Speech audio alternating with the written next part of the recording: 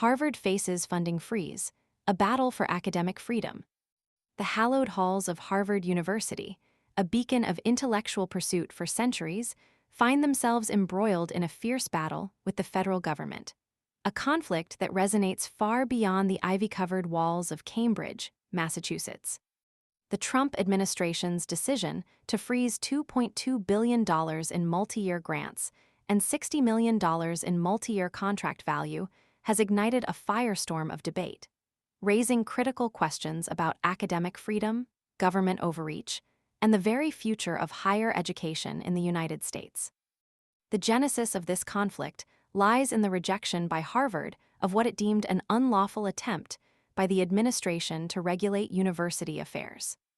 The administration, through the multi-federal agency Joint Task Force to Combat Antisemitism, presented demands that Harvard viewed as a thinly veiled attempt to curtail academic freedom, a principle considered sacrosanct within the ivory towers of academia.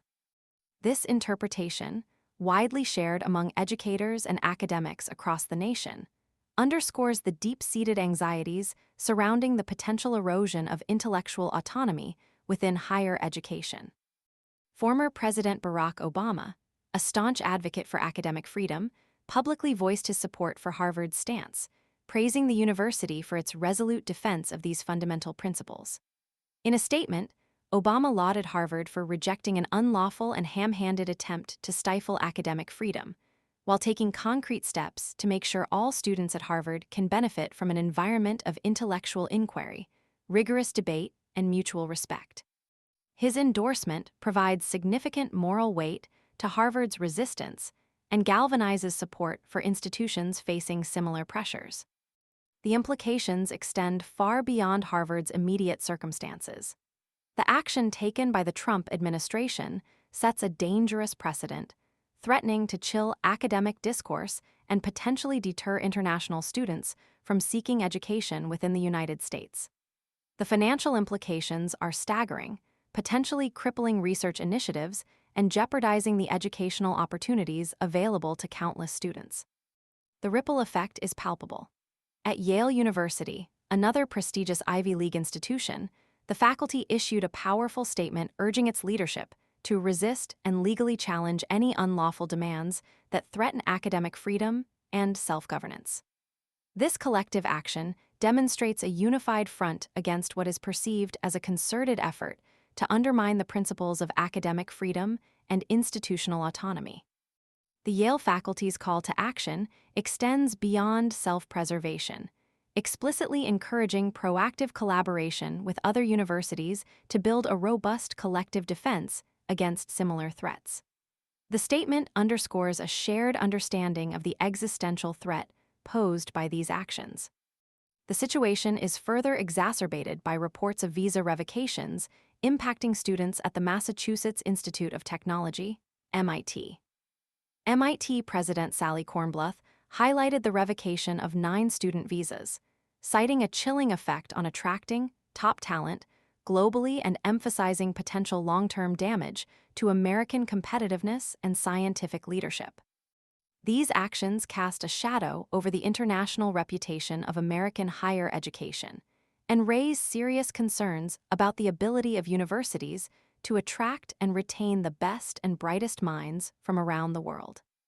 The administration's defense, voiced by then-Education Secretary Linda McMahon to the Wall Street Journal, centered on the assertion of the federal government's right to request policy changes from universities. However, this position is widely challenged by those who view it as a blatant overreach of governmental power into the realm of academic autonomy. The claim that universities should be subject to such regulatory control raises profound questions about the separation of powers and the balance between governmental authority and the intellectual independence of educational institutions. This is not simply a dispute over funding. It is a fundamental clash over the very nature of academic freedom and the role of universities in a democratic society. The actions taken by the Trump administration have sparked widespread concern, not just within the academic community, but among civil liberties advocates and those who cherish the principles of free expression and open inquiry. The long-term consequences of this conflict remain uncertain, but one thing is clear: the fight for academic freedom is far from over. The battle unfolding at Harvard and echoing throughout the higher education landscape represents a critical moment, demanding vigilance, unity, and a steadfast commitment to the preservation of academic autonomy in the face of potentially oppressive governmental actions. The ongoing repercussions of this clash will undoubtedly shape the future of higher education in America, influencing the way universities interact with the government and the environment in which students and faculty pursue knowledge and engage in scholarly discourse.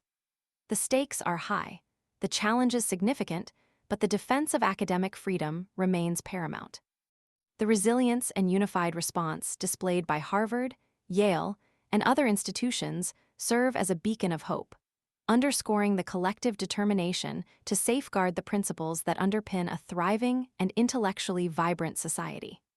The fight for academic freedom continues, and its outcome will profoundly impact the future of education and the broader American landscape.